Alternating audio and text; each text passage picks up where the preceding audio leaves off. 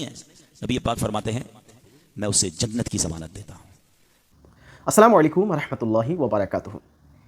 दोस्तों, जन्नत में जाने का फार्मूला आप समाअत करें। वहां जाना कैसे उसका फार्मूला सुन लीजिए।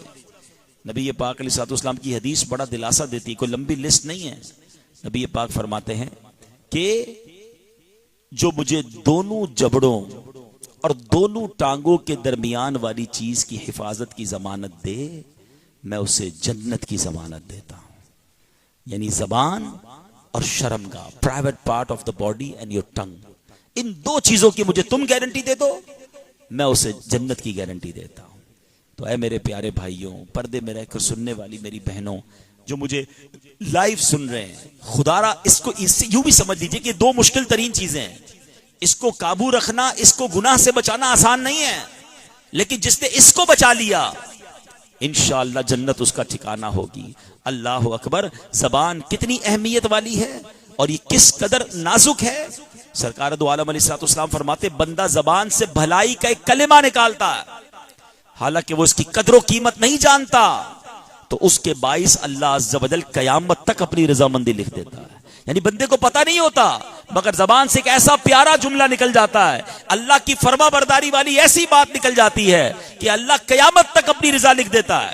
ये तो बड़ी अच्छी बात है, लेकिन आगे फरमाया, और बेशक बंदा अपनी जबान से एक बुरा कलमा निकालता है और उसकी हकीकत नहीं जानता, तो अल्लाह उसकी बिना पर उसके लिए कयामत तक अपनी नाराजगी लिख देता है। अब ये दोनों चीजों को याद रखिए। बुरी बात कभी कभी ऐसी निकल जाती है कि अल्लाह हमेशा के लिए नाराज हो जाता है। तो अच्छी बात निकलने की किसकी उम्मीद ज्यादा? जो अच्छी बातें करता हो, हैं, अच्छी महफिल में बैठता हो, अल्लाह रसूल का जिक्र करता हो, तो इंशाअल्लाह उम्मीद है उसकी जबान से कोई अच्छा जुमला निकल जाएगा। जो सारा दिन बेहयाई की बातें करता हो, गाली गलोच, गीबत, दिल आजारियां, अबे तबे, तू तड़ाक, मजाक मस्ती, लोगों का दिल दुखाना, तो उसकी जबान से तो हो सकता है बहुत सारे बुरे जुमले निकल जाएं। तो जबान बड़ी नाजुक है। नबी पाक अलैहिस्सलाम फरमाते, इब्ने आदम की अक्सर खताएं उसकी जबान से सरजद होती है। ये जबान देखे ना, 32 चौकीदार लगाए गए हैं जबान के आगे, और किसी पार्ट ऑफ द बॉडी के आगे इतने चौकीदार नहीं है। 32 दांत हैं, मगर ये इस पहरे को भी तोड़कर जब चलती है तो कितनों के दिल तोड़ देती है। नाफरमानी उसके जरिए हो जाती है। एहतियात, वो कहते ना, आपने दावत इस्लामी के माहौल में मदनी चल पर एक नारा सुना होगा, पहले तोलो बाद में बोलो। आप कभी भी जो है ना, ऐसा कई बार हुआ होगा, बोलकर पछताए होंगे कि यार काश ना बोलता, यार दोस्ती चला गया, पार्टनरशिप भी खत्म हो गई, रिश्ता ही टूट गया, अगला नाराज हो गया, बोलना नहीं चाहिए था मुझे यहां पर। आप बोल के कई बार पछताए होंगे, आप खामोश रहकर कभी नहीं पछताए होंगे। कहते ना, एक चुप 100 सुख, मगर चुप है ही नहीं। हम तो कहते हैं मैं तो जवाब दूंगा, मैं तो बताऊंगा मैं कौन हूं, और इतना बोलते हैं कि न जाने क्या क्या बोल जाते हैं। कम से कम बोलते वक्त यही ख्याल आ जाए कि मैं जो जो कह रहा हूं ये किरामन कातिबीन फरिश्ते लिख रहे हैं, और कयामत के दिन जो जो मैंने कहा ये सब बोलना पड़ गया तो कैसे सुनाऊंगा अल्लाह की बारगाह में, जहां पर सारे नबी होंगे, सारे औलिया होंगे, मेरे सारे चाहने वाले होंगे, और मुझे कहा जाएगा जो जो दुनिया में कहा था सब पढ़ के सुनाओ। तो क्या हम अपनी गालियां, अपनी बेहयाई की बातें, वो बुरी बातें जो किसी घर वाले के सामने नहीं कर सकते, वो कयामत के दिन पढ़ सकेंगे? तो कम से कम फरिश्तों से ही हम शर्म कर लें बोलने से पहले। नबी पाक अलैहिस्सलाम फरमाते, जब आदमी सुबह करता है ना, अभी सुबह हुई है ना थोड़ी देर पहले, हैं, सुबह के आपने देखा होगा कई इदारों में एक छोटी सी परेड होती है या छोटी सी एक कॉन्फ्रेंस होती है कि आज का दिन कैसे गुजारना है, वहां के मुलाजमीन को भी समझाया जाता है। हमारी बॉडी में भी एक मीटिंग होती है। अल्लाह के नबी अलैहिस्सलाम फरमाते, जब आदमी सुबह करता है तो जिस्म के सारे आज़ा, all part of the body, जबान से कुछ कहते हैं। कहते हैं, ए जबान तू हमारे मामले में अल्लाह से डर, क्योंकि हम तेरे ताबे हैं, तेरे साथ हैं और तुझे फॉलो करते हैं। अगर तू सीधी रही तो हम सीधे रहेंगे, अगर तू टेढ़ी हो गई तो हम भी टेढ़े हो जाएंगे। क्यों? अच्छी बातें करे तो लोग फूल देते हैं ना, और बुरी बातें करे तो पिटाई करते हैं। तो जबान की वजह से पूरी बॉडी को मार पड़ रही होती है। तू सीधी रहना तो हम भी सीधे रहेंगे, तू टेढ़ी हुई तो हम भी टेढ़े हो जाएंगे। तो ये है जबान। ऐ मेरे प्यारे इस्लामी भाइयों, अब हमें सोचना है कि जबान की एहतियात जन्नत में ले जा सकती है।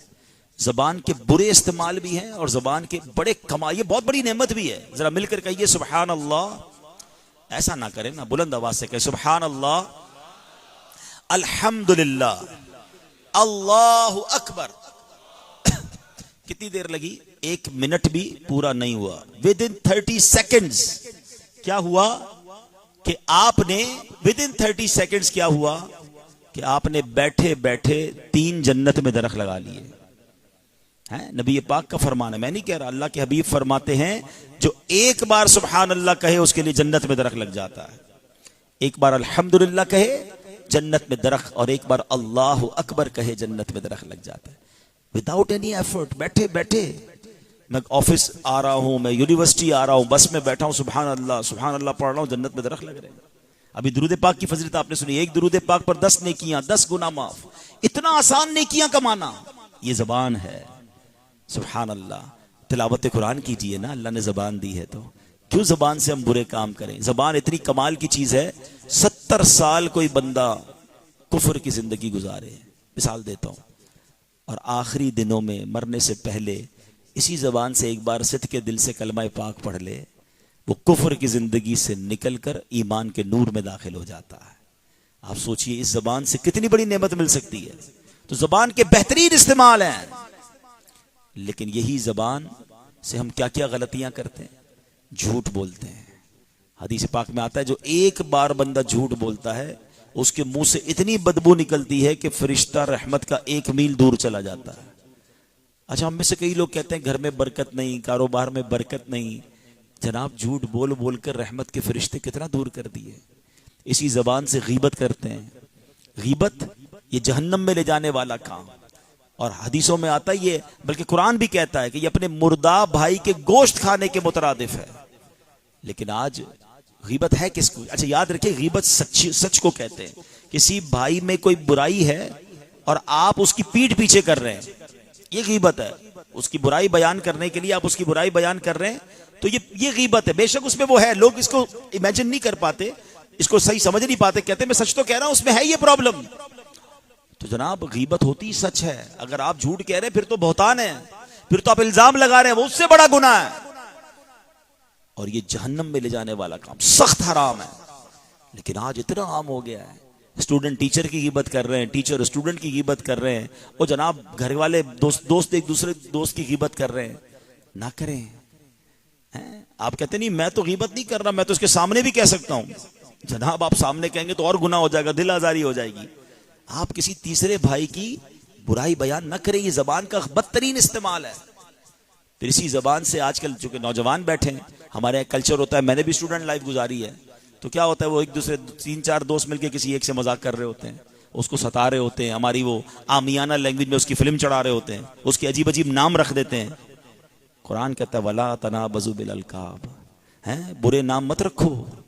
और याद रखिए, खास तौर पर वो लोग जो इस तरह के नाम रखते हैं ना, वो तो इस कदर खतरनाक बात है। आप जरा गौर करें, वला तलमिजु अनफुसकुम, आपस में ताना ना करो, वला तनाबज़ु बिल अलकाब, एक दूसरे के बुरे नाम ना रखो।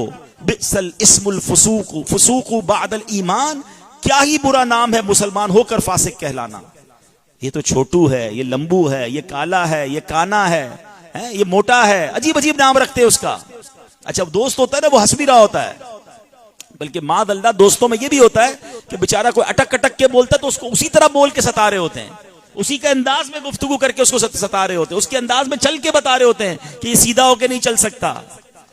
हमारा दोस्त है, वो हमारे सामने कुछ कहता नहीं, मगर अकेले में जाके वो रोता होगा कि मालिक काश मैं लंगड़ा ना होता, मेरे दोस्त मेरा मजाक उड़ाते हैं, मैं सीधा बोल पाता वरना मेरे दोस्त मेरे अटकने पर मजाक उड़ाते हैं, मेरी एक आंख छोटी ना होती वरना मेरे दोस्त मेरा मजाक उड़ाते हैं। आप सोचिए आप कितनी दिल आजारी करते हैं, आपको अंदाजा भी नहीं है। सच्ची बात यह कि अगर ऐसे किसी शख्स को देखे तो अल्लाह का शुक्र अदा करें कि मेरे मौला तूने मुझे कामिल बनाया, मुझ में ये बीमारी ये ऐब नहीं है। मगर हम दूसरों का मजाक उड़ाकर हराम काम कर रहे हैं। ये जबान का गलत इस्तेमाल जो जहन्नम में ले जाने वाला है। और याद रखिए, हदीसों में आता है जो दूसरों का मजाक उड़ाते हैं ना, ये अप्रैल फूल के नाम पर फला किसी को मजाक करके तकलीफ पहुंचा रहे हैं, झूठे मैसेज करके तकलीफ पहुंचा रहे हैं, उसको बुरी खबर दे दी उसके घर के बारे में, टेंशन में आ गया, बाद में पता चला मजाक हो रहा था। हदीस पाक में आता है जो इस तरह मुसलमानों का मजाक उड़ाते हैं ना, तकलीफ वाला। देखिए, मजाक और मिजाह में फर्क है। मेरे आका मिजाह फरमाते थे, वो जायज है। मिजाह क्या है? मैं कोई ऐसी बात करूं जो सच्ची बात हो और आपके चेहरों पे मुस्कुराहट आ जाए, इसमें कोई हरज नहीं है।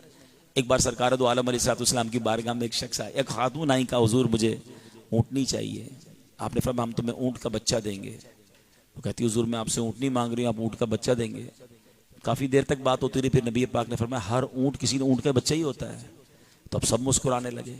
अब ये वो ऐसी बात है जो सॉफ्ट कर देती है माहौल को, हैं। एक साहबिया आई और वो कहती कि अपने अपने शौहर का जिक्र किया, तो फरमाया वही जिसकी आंख में सफ़ेदी है। कहनी हुजूर मेरे शौहर की आंख में सफ़ेदी नहीं है। फरमाया है तुम्हारे शौहर की आंख में सफ़ेदी। अब वो सफ़ेदी से मुराद वो कोई बीमारी ले रही थी। नबी पाक ने फरमाया हर किसी की आंख में सफ़ेदी होती है। अगेन मुस्कुराहटों का तबादला हुआ। तो ये एक अंदाज है जिससे आप बेशक माहौल को सॉफ्ट करें, लेकिन किसी को हंसाने के लिए झूठ तो नहीं बोल सकते ना। ये अजीब अजीब कॉमेडी करना, ऐसे लतीफ़े झूठे सुनाना जिससे सामने वाले हंसें और मेरे नामा अमाल में गुनाहों के अंबार लग जाए, नहीं। हदीस पाक में आता है जो इस तरह का मजाक करने वाले ना, जो दिल आज़ारी वाला मजाक है, क़यामत के दिन उन्हें जन्नत की तरफ बुलाया जाएगा। वो जाएंगे तो जन्नत का दरवाज़ा बंद कर दिया जाएगा। फिर चले जाएंगे जब दूर, तो फिर बुलाया जाएगा आ जाओ, वो फिर दौड़ते हुए आएंगे, फिर बंद कर दिया जाएगा। ऐसा कई बार होगा और आखिरकार वो मायूस होकर दूर चले जाएंगे। आज मजाक करते हैं ना, किसी की बेल बजा के चले जाते हैं, किसी का फ़ोन छुपा दिया, किसी को तकलीफ पहुंचाई, ना करें ऐसा। तो बहरहाल ज़बान की हिफाजत आपको जन्नत में ले जा सकती है। बातें तो बहुत सारी मैं कर सकता हूँ, मगर मैं अब दूसरे टॉपिक की तरफ आता हूँ, और वो है शर्मगाह की हिफाजत, अपनी पाकीज़गी की हिफाजत। आज किस कदर बेहयाई और बुराई के कामों में नौजवान हमारा मसरूफ़ है, ये मुझे बताने की हाजत नहीं है। आप नौजवान हैं और मुझे ये भी अंदाज़ा है कि इस लाइफ में शैतान, इस स्पेन ऑफ लाइफ में शैतान ज़्यादा हमले करता है, मगर यही तो मुकाबला करना है ना, अपने आप को गुनाहों से बचा कर निकालना है। हदीस पाक में आता है क़यामत के दिन जिन खुश नसीबों को अल्लाह के अर्श का साया मिलेगा, उसमें एक खुश नसीब वो नौजवान होगा जिसकी जवानी इबादत में गुजरी होगी। मगर आज जवान कहते हैं अभी तो मज़े के दिन है, अभी तो इंजॉयमेंट के दिन है, फिर अल्लाह अल्लाह कर लूंगा। अभी भी शैतान किसी के दिमाग में डाल रहा होगा मौलवी साहब बड़ी अच्छी अच्छी बातें कर रहे हैं, खुद तो बूढ़े हो गए, मैं भी बूढ़ा होकर अल्लाह अल्लाह कर लूंगा, अभी जवानी तो मौज करने दो। मैं सिर्फ नौजवानों से एक बात पूछना चाहता हूँ, माशाल्लाह पढ़े लिखे नौजवान हैं, कोई है यहाँ पर ऐसा जिसके पास ये गारंटी हो कि वो बुढ़ापे तक जिंदा रहेगा? Is there anybody here in this hall have a guarantee to live only for 1 month? 1 महीने की गारंटी है। अच्छा चले, ये गारंटी तो आपके पास होगी कि आप कल तक जिंदा रहेंगे। माशाल्लाह समझदार है, किसी एक के पास भी नहीं है। इसका मतलब क्या हुआ?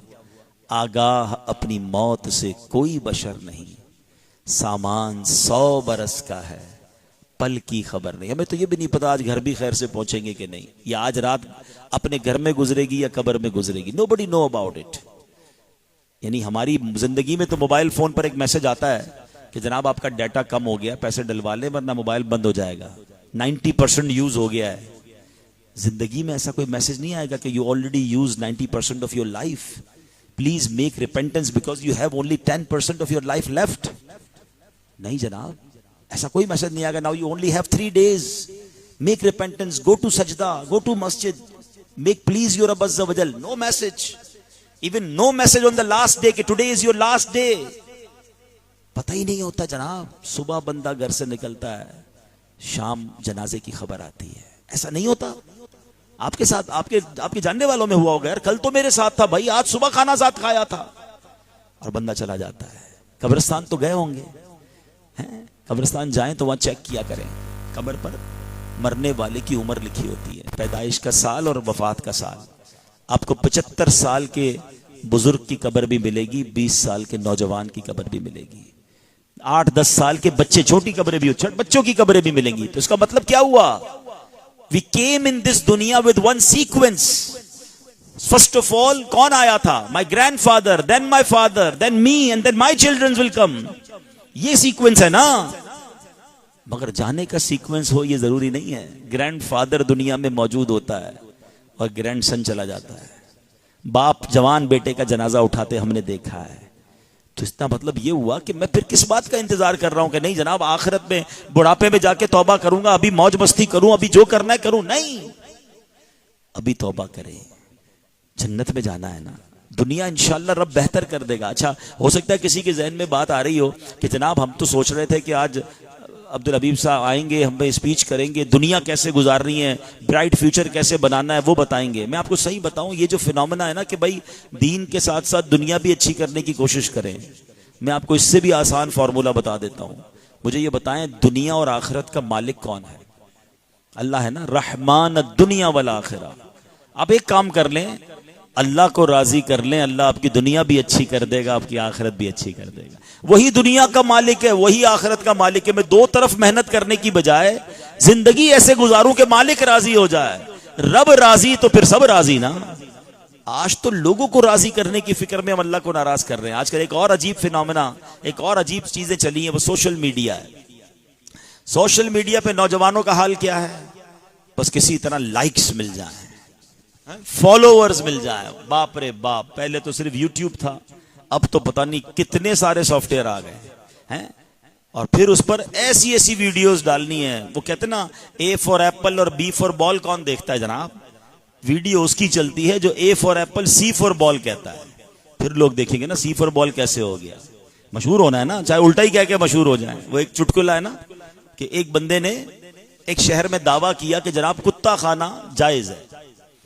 उसको उलमा ने कहा हराम है। कैसी बात कर रहे हो? कह रहे मुनाजरा कर ले मुझसे।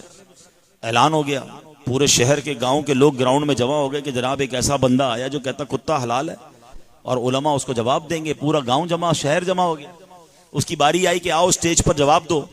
माइक पर आया, कहता जनाब मेरे से गलती हो गई, कुत्ता तो हराम है। तो लोगों ने कहा इतना बड़ा मुनाजरा किया और जाकर आखिर में पीछे हट गए। कहता गांव में मुझे जानता कोई नहीं था, मैंने उल्टी बात की, सारा गांव जमा हो गया। तो ये हो रहा है सोशल मीडिया पे, कोई उल्टी बात करो, कोई टेढ़ी बात करो, ओ जनाब सारी दुनिया देखेगी। ओ अल्लाह के बंदो, ये तो सोचो मशहूर किस बात से हो रहे हो? अच्छी बात से, उल्टी बात से? ये सोचना है कि हम गलत तरफ जा रहे हैं। ये जो लाइक्स और फॉलोअरशिप का जो एक चल गया ना फंडा के भाई हर बंदे को अब किसी तरह मशहूर होना है। मैं एक जुमला मैंने एक बयान में कहा था, मेरे नौजवानों एक याद कर लो जुमला, याद करोगे तो काम आएगा। बंदों के लाइक के चक्कर में, सोशल मीडिया के लाइक्स के चक्कर में ऐसा काम मत करना कि अल्लाह की बारगाह में अनलाइक हो जाओ। अगर अल्लाह की बारगाह में अनलाइक हो गए ना, अल्लाह और रसूल नाराज हो गए ना, तो फिर बर्बादी मुकद्दर है। मेरे करोड़ों लाइक्स हों मगर अल्लाह नाराज हो, क्या करना है मुझे इसका? और ये सोशल मीडिया इतनी खतरनाक चीज है कि अगर मेरी कोई हराम काम की वीडियो, अब तो लड़कियां नाच नाच कर अपनी वीडियो बनाकर डाल रही हैं, शरीफ घरानों की। हम पहले सुनते थे कि ये नाच गाने तो एक मखसूस तबका है जनाब, वो लोग ये काम करते हैं, शुरफा के घर में ये नहीं होता। मगर बच्चा बच्ची, छोटे छोटे बच्चे अब यूट्यूबर बनना चाहते हैं, अपने अपने क्लिप्स डाल रहे हैं कि किसी तरह हमारे फॉलोअर बन जाए। बताते हैं इतने फॉलोअर हो गए हैं। क्यों, किस काम में लग गए हम? ये इससे क्या होगा? आप सोचें, अगर मेरी एक गुनाह की वीडियो, वो नाच की है, गाने की है, हराम काम की है, और वो बेशक वायरल हो गई और आप दुनिया से चले गए, वो जब तक देखी जाती रहेगी कब्र में भी आपको उसका अजाब मिलता रहेगा। गुनाह जारिया किस चीज का नाम है? ये किधर ले जा रहा है शैतान हमें? अरे भाई, अगर सोशल मीडिया का इतना ही शौक है तो कोई पॉजिटिव चीज बनाए ना, कि जिसके जरिए मुसलमानों को फायदा हो, हराम ना हो, बल्कि उसको भी किसी आलिम दीन से चेक करवा लें कि भाई आपके नजदीक हलाल है।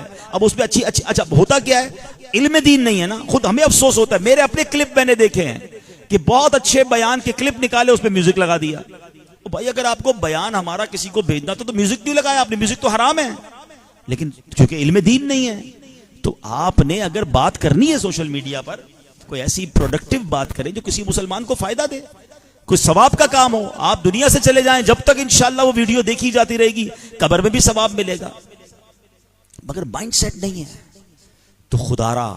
जो दूसरी बात नबी पाक ने फरमाई, मुझे जबान की और शर्मगाह की मुझे गारंटी दे, मैं उसे जन्नत की गारंटी देता हूं। तो यहां हाल यही है कि जो आज जिस तरह लड़के लड़कियों के मखलूत मामलात हैं, बेहयाई बढ़ती जा रही है। खुदारा मेरे भाइयों, मेरी बहनों, अपनी पाकीज़गी की हिफाजत करो। हम उस नबी अलैहिस्सलाम के उम्मती हैं जिनकी हया का आलम यह था कि खुद प्यारे आका अलैहिस्सलाम के बारे में आता है कमारी लड़की से ज्यादा हया वाले थे। हम उस सहाबी रसूल के मानने वाले हजरत उस्मान गनी रदी अल्लाह तआला अन्हु कि जिनके बारे में नबी पाक फरमाते अगर मेरी उम्मत में सबसे बढ़कर कोई बाहया है तो उस्मान गनी है। ए मेरी बहनों, हम उस बीबी फातिमा खातून जन्नत रदी अल्लाह तआला अन्हा की कनीज़ें हैं। जरा गौर करें मेरी बहनें, अपने बारे में सोचें कि वो ऐसी बापर्दा है कि जब कयामत के दिन उनकी सवारी गुजरेगी ना, तो महशर में ऐलान होगा, अहले महशर अपनी आंखें नीची कर लें, खातून जन्नत की सवारी गुजरने वाली है। और आज बेपर्दा घूमना आम सी बात हो गई है। और एक और बात पहले याद रखिएगा, पहले निगाह बहकती है, फिर दिल बहकता है, फिर शर्मगाह बहकती है। हम निगाहों से हराम न देखें तो फिर दिल में बुरे ख्यालात नहीं आते, मगर सोशल मीडिया ने आज बेड़ा गर्क कर दिया। इन आंखों को हराम से न भरें। आंखों की बदकारी कहा गया हराम देखने को, कानों की बदकारी कहा गया हराम सुनने को। वो बदकारी जो बड़ा गुनाह, वो तो अलग है, मगर क्या आंखों की बदकारी नहीं हो रही? क्या कानों से हराम नहीं सुना जा रहा? जब हम सुरमा लगाते हैं तो हमारा हाथ कांप रहा होता है कि यार ये सिलाई कहीं जोर से न लग जाए आंख में। हदीसों में ये मजमून मिलता है, जो अपनी आंखों को हराम से भरेगा उसकी आंखों में आग की कीलें ठोक दी जाएंगी, शीशा भर दिया जाएगा। जो कानों को हराम सुनते हैं, सारा दिन म्यूजिक सुन रहे हैं, सारा दिन बेहयाई की बातें सुन रहे हैं, ना करें ऐसा। इन कानों को हराम से बचाएं, वरना कानों में जहन्नम के कील ठोके जाएंगे। ऐ मेरे नौजवानों, अपनी जवानी की हिफाजत करो। अल्लाह को बहुत पसंद है जवानी की इबादत। तो अल्हम्दुलिल्लाह, अगर इस बात को आज हम जहन बना लें कि मैंने इस बार जन्नत का टिकट लेना है, हैं कहते हैं ना यार, ये वाला इम्तिहान पास करना ही करना है, टेस्ट में हमेशा पास होना है, इतने नंबर लेने हैं, आओ आज जन्नत के इम्तिहान को पास करना है। दो चीजों की गारंटी देनी है, जबान की और शर्मगाह की हिफाजत। अच्छा बोले और बेहयाई से बचें, हैं। और ये आज़ा, पार्ट ऑफ द बॉडी, अल्लाह की नाफरमानी के लिए अल्लाह ने नहीं दिए। पंजाबी शायर बड़ी प्यारी बात लिखते हैं कि क्यों दिए अल्लाह ने ये आज़ा। दिल याद लई बनाया ए, तारीफ लई ज़बान। दिल याद लई बनाया ए, तारीफ लई ज़बान। अखियां बनाइयां सोने दे दीदार वास्ते। मुझे एक बात बताएं, कौन कौन दीदार मुस्तफ़ा चाहता है? आए है अल्लाह आपको और मुझे अपने आका का जलवा नसीब फरमाए। ऐ काश कभी ऐसा भी हो ख्वाब में मेरे, हूँ जिसकी गुलामी में वो आका नजर आए।